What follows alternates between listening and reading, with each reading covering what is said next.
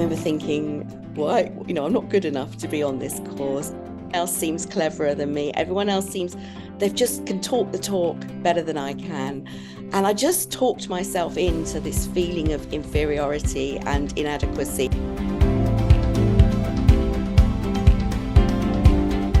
Hi everyone, welcome to our Facebook Live session this evening. I'm Jan and I'm with DCC as a facilitator and a coach. And joining us this evening is Gemima. So Gemima, would you like to introduce yourself? Yes, thanks, Jan. I'm Gemima Fitzgerald. For those of you who don't know me, I've done a few of these Facebook Lives before. I'm a clinical psychologist and I've worked with DCC since 2017 on a lot of the psychological content. And yeah, I've got a background in resilience and I've worked with dementia and palliative care for many, many years. So yeah, it's great to be here today. Brilliant. Thanks, Gemima. Welcome. So tonight we're going to be discussing imposter syndrome and the effect that this has on us as carers. So as always, please do, we've got live chat open. Please do send us your questions through that. We'll try our best to get through them all. If we can't, then we'll do our best to answer them at the end. Please bear with us because it's not always easy to spot the questions as soon as they come in. So, and some of you may not choose to disclose your name. You may choose to send it through anonymously, and that's absolutely fine. But if you have a question, do send it through. We really welcome that. So, and as I say, if we don't get through to answering your questions, then we'll spend some time at the end responding to the chats that have come through. So, Gemima, let's start by just having some thoughts on what is imposter syndrome.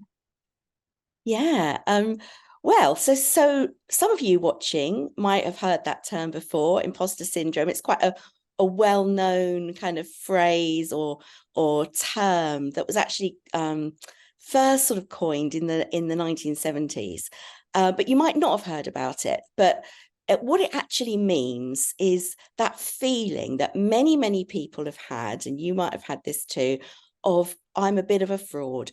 I'm not as good as people think I am, or I'm going to get found out if people really knew how much I'm struggling.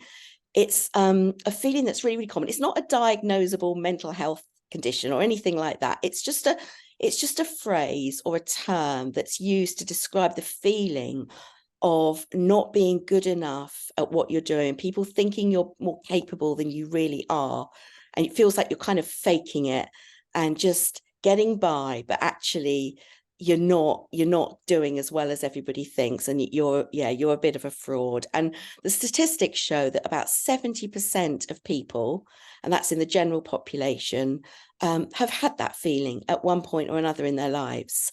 So we're going to look at that this evening, look at what it is, why we experience it, particularly as carers, and a little bit about what to do. Yeah, I mean, I get that, and certainly I would fall into that 70% for sure. And just something that came into my mind as you were giving that description there, Gemima, was quite throughout my career, I've done quite a lot of formal presentations to fairly senior people, sometimes boards and that kind of thing. And to do a presentation, when I first started particularly, I used to feel quite intimidated.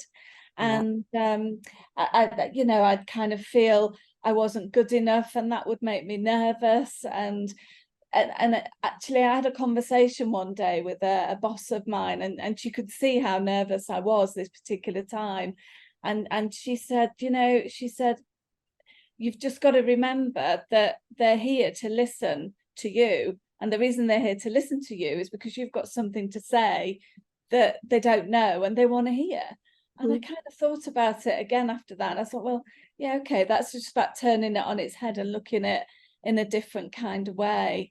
And occasionally I did still get those feelings of intimidation, but sometimes feeling judged or feeling like that, it's really off-putting, isn't it? And you kind of go away thinking, what right have I got to be doing this role or doing this job, because that's how I'm feeling. Do you ever get that?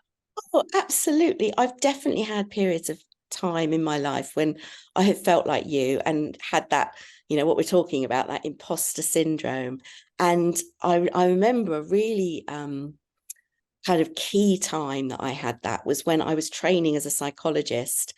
And I remember going on the training, I was one of the older ones on the course. And I remember, it was quite competitive, quite hard to get on this course. And when I was on it, I remember thinking, why, I'm not good enough to be on this course. Everyone else seems cleverer than me. Everyone else seems, they've just can talk the talk better than I can. And I just talked myself into this feeling of inferiority and inadequacy. And I remember thinking, don't say much, Gemima, because if you talk, people will suss you out. They'll realize you're a fraud. And so it's exactly that feeling. And it was only years later, or a couple of years later, and as I got to know people really well, that I realized that most of the people, in fact, almost everyone on that course was also feeling that. Yeah, that's the thing, isn't it? But I just to pick up on something you said there, I think that's such an easy thing to allow yourself to do. You talk yourself into it, don't you? And you do convince yourself that you're the one that, doesn't really have a right to be there and doesn't really know anything or know as much as anybody else. And so if that's our experiences, then what makes our carers so prone to having imposter syndrome? How can we relate that to the role of a carer? Yeah, I mean, so if you think about it, so there's 70% of the population experience this, but then think about our carers, family carers of people with dementia.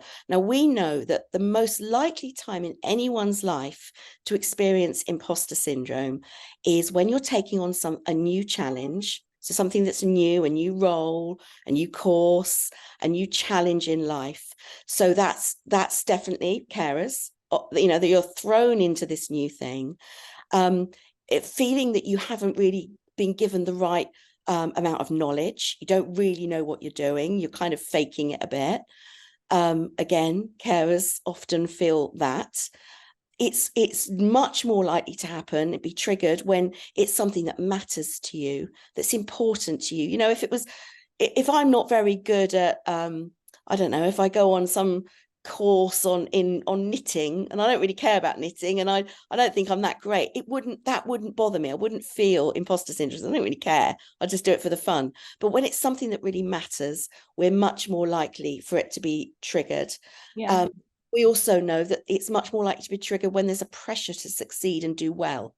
Yeah. And for family carers, there is a lot of pressure, isn't there? You're looking after this person that, that's very vulnerable, and there's a big amount of pressure and responsibility on your shoulders. So this is why family carers really often talk about feeling that, there's a sense of everyone thinks I'm doing a great job, but I'm really not. And it can lead to real feelings of inadequacy. Yeah, absolutely. We've got a couple of questions coming through on the live feed here, Gemima, and Bethany was just saying, can anxiety impact on imposter syndrome? 100%. Anxiety is very much linked to it. If you think about it, if you're feeling calm, grounded, and safe, those are all the qualities that help us to talk rationally to ourselves, to have that kinder internal dialogue. But when we're feeling anxious, we tend to go into fight, flight, freeze. Sometimes we can't think straight. And it's then that we can get locked into this fear of being a failure and feeling that I can't do this, I'm overwhelmed. So it's really, that really feeds that sense of imposter syndrome. Like, I'm not as good. People are telling me I'm doing a good job, but I'm really not. I'm really failing. So yeah, 100% anxiety, the more anxious you feel, the more likely, I know if I think of my own life experience, when I was doing that psychology training, I felt really anxious. It was scary starting a new career. And it's the same for family carers, for Bethany, that feeling of how I'm feeling anxious, I'm really struggling, I'm stressed. Of course. That sort of fear of not knowing what you don't know, isn't it, really? Yeah. and fear of the unfamiliar. We've had another comment through from Katie, who say, people tell me I'm doing a good job as a carer, but I feel like they've got it all wrong. If only they knew what a failure I am. So that's kind of picking up on what you've just said a little bit, isn't it? She said, if only they knew what a failure I am and how much I'm struggling, people don't understand how rubbish I am at this. That's really hard on yourself there, Katie. Absolutely. And, and just Katie, just going back to what I was saying there, most people, so 70% of the population feel a bit of what you're feeling right now, let alone carers. I don't have the statistics for carers, but I'm imagining it would be a lot higher. So, I get it that you're feeling that you're doing it wrong, or that, the thing I think I would say to you is there is no such thing as a perfect carer. There is no such thing. They don't exist. So I think letting go of that sense of perfectionism and thinking that you need to be perfect, you cannot be perfect. This is too difficult. It's stressful. It's a new challenge. There is no roadmap. You're just trying to figure it out and do your best. And so I think having a sense of good enough is really, really important. A bit like when you become a parent, we can put ourselves under a huge amount of pressure to be a perfect parent, but there's no such thing. And actually being perfect is just unattainable. So having a sense of good enough is more than good enough. So it's okay if there are days when you're struggling, or if there are days when you don't do a good enough job in terms of how you would like to be. It's all right. Just stop, pause, be kind to yourself, and then have a little think about, what can I do differently? What can I learn from this? And just know that other people are really struggling too. And that's a really important part of imposter syndrome, because imposter syndrome is very isolating. So we can feel that if only everyone really knew how bad I was at this. I'm a fraud. If I got discovered, people would just think I'm awful, I'm terrible. And the reality of it is not true. A thought is not a fact. Just because you think that, it doesn't mean it's true. So it's really important to know other carers talk about this a lot. Everything you've just described is something that's so common. You're not rubbish. You're finding it hard. It's a new challenge. So it's really, really rational that you would be finding this difficult. It's a whole new life, and it's really, really tough and relentless. So just know that you're not alone. Other people feel this as well. And just knowing that is very good in terms of not feeling so isolated. It's not just you that's feeling this. This is really common to carers. And actually, what's important to know is that, this is a marathon, not a sprint, and you can't do this perfectly. All you can do is to be good enough to know that you're not the only person that feels like this. Other people feel like a fraud too. The fact is, you're not a fraud. You're doing your best. You're caring for someone with dementia, and it's really, really tough. And that last point sort of sums it up for me in terms of you're doing your best. And most carers actually are juggling. That is not their only role in life, is it? They're juggling so many other roles. They might, have a family to look after, a young family, have a job to hold down as well as being the carer. And you've just got to do your best. And it really sounds like from that Katie, you're the only one that's judging yourself here. Everybody else thinks you're doing great in the scheme of things. And it's just, I think, again, you said be kind to yourself, Gemima, and actually there's something for Katie in that, I think, isn't there?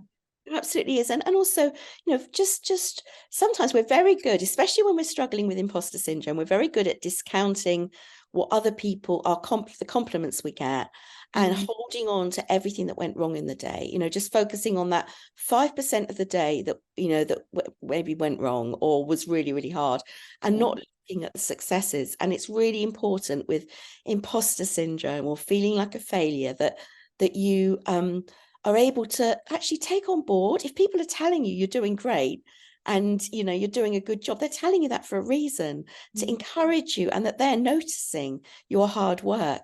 And it's really important that you do the same. Don't become your own worst critic. Don't become a bully to yourself, but take time every day to notice things that you've done well, and little victories are really, really important to celebrate, and the effort, because with imposter syndrome, what we tend to do is if something goes well, we think, oh, that was luck, that was good luck, or that was someone else, or that was just, oh, I had a lucky day, or we credit other people with it. And when something goes badly, we internalize it all and we think that was all of our fault. So it's about just having a bit more of a balanced perspective, which is hard when stressed, but yeah. Absolutely. We've had another comment from somebody who hasn't put their name, and that's absolutely fine. Saying it's hard to stay positive when Dad constantly shouts at me that I'm doing it wrong. Oh yeah. I presume Dad's the one that they're caring for. Yeah, let's assume that it's Dad that has dementia. And if that's the case, that's so hard, isn't it? Because, you're trying to do your best and stay upbeat or positive, as you say, and you're getting criticized and shouted at. And it's really important you look after yourself in that, because, this isn't just because your dad is shouting at you, telling you you're doing it wrong, it doesn't mean you are doing it wrong. Really difficult when you're getting that criticism. And being shouted at. So it's important, if you can, to talk to somebody about that.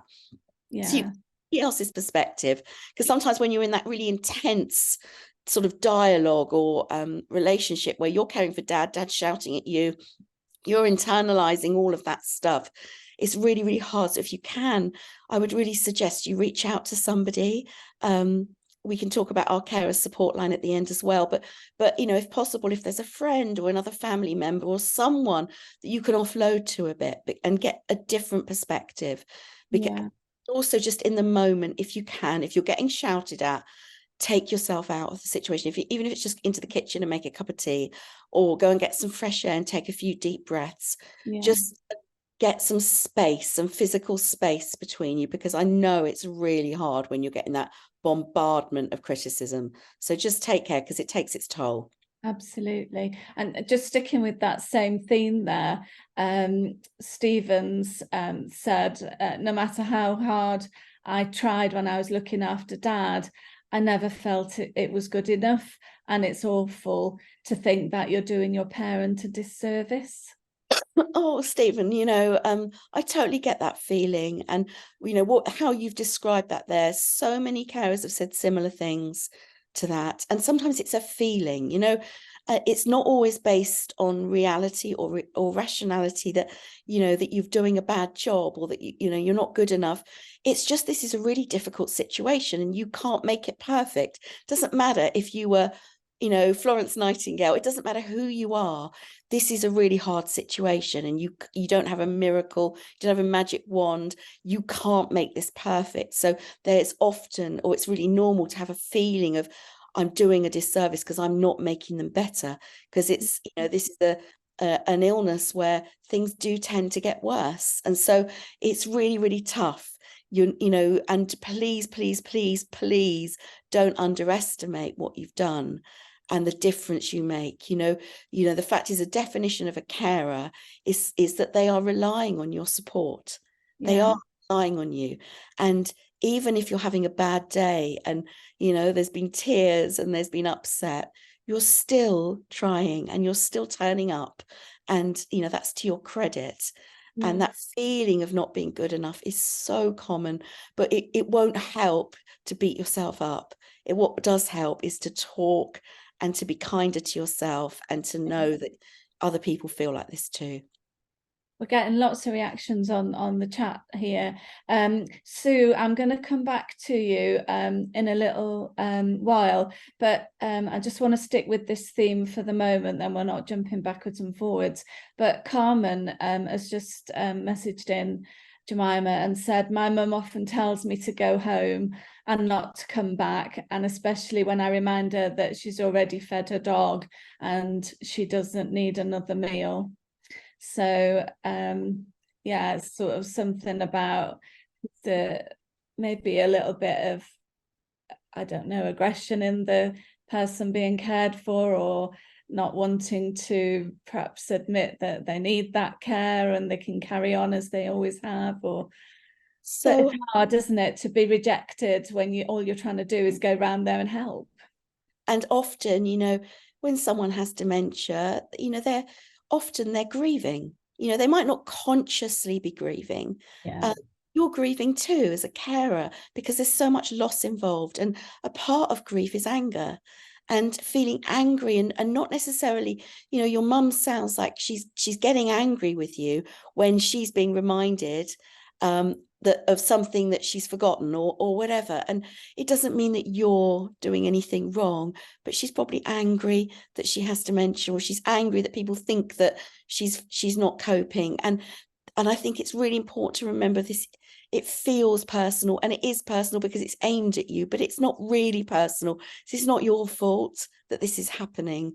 And again, as I was saying to Stephen, it's really important that you, if you can, talk to somebody, to know that, just to take yourself out of that very intense dialogue with mum at times, and just to know you need some encouragement, and to know that, you're being that your mum's projecting potentially a lot of anger onto you. That's just her frustration in the moment, or maybe she doesn't understand, but sounds like you're doing a really great job, and takes a lot, doesn't it, to keep going back when you're being told don't bother coming back. I mean, it's probably the last thing you want to do is to keep going back when you're told that. So well done. And I don't say that lightly, well done. You're keeping going. That's to your credit. And you're doing your best, and that's all you can do, isn't it? Absolutely. As you say.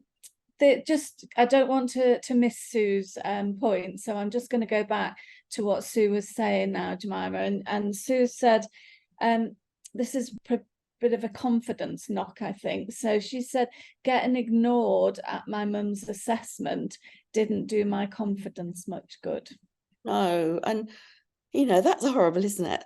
So I've got a bit of a cough. No, if you're being ignored, that just doesn't sound very nice. And there could be some good reasons for that, not good reasons, but some understandable reasons. Maybe the person who was doing the assessment was very focused on mum, and didn't want to talk to you too much. But I can understand, as the person who's doing the caring, and it might have taken a lot to get mum to that assessment, and to be ignored. I totally understand that. It can be really undermining and make you feel like you're not important and you're not doing a good job. All I would say to you is, this isn't about, that response from whoever ignored you.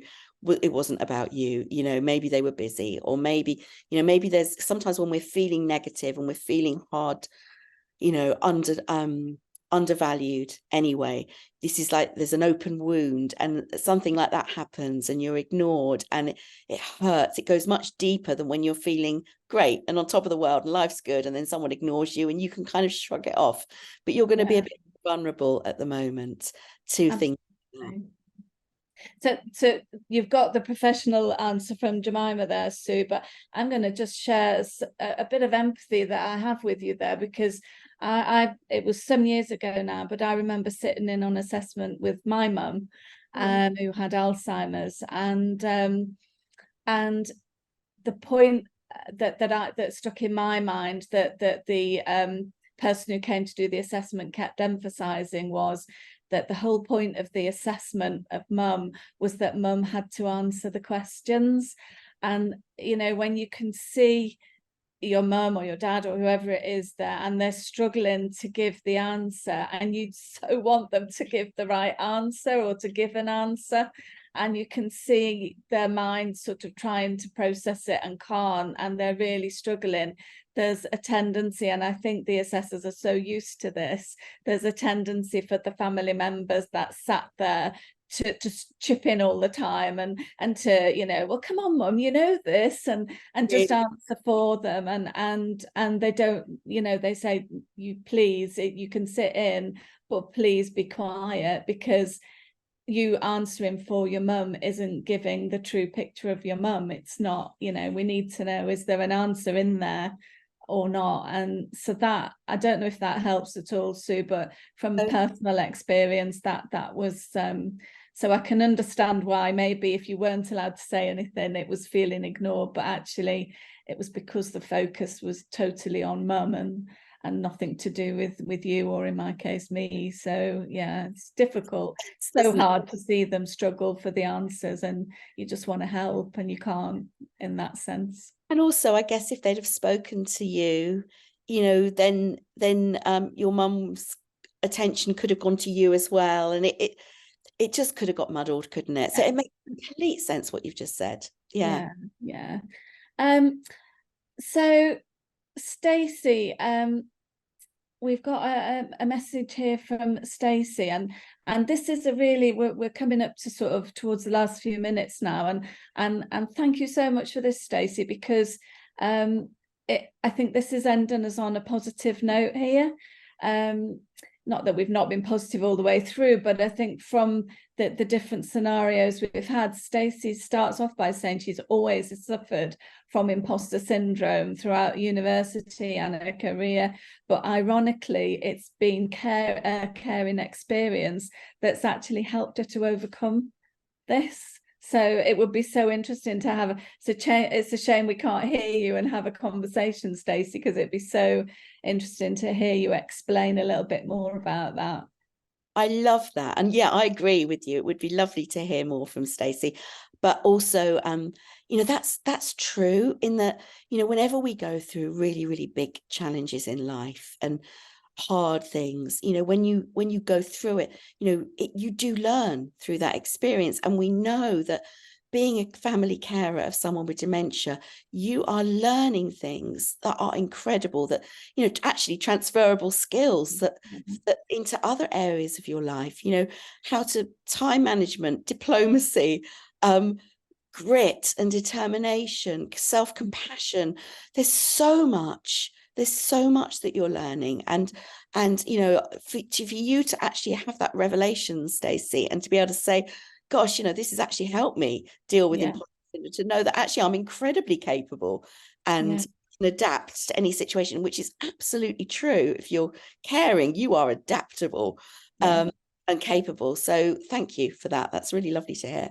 Yeah, that's brilliant. Thanks, Stacey. So just before we kind of wind up for this session, you know, I think from all the things that Gemima said, which is so much in there, but I think it's to sum up, we know it's not easy to always be rational and always be calm in the situations that you find yourselves in, and all of these, it is about feelings and emotions. And I want to emphasize the point you made earlier, Gemima, about feelings and emotions are not necessarily fact.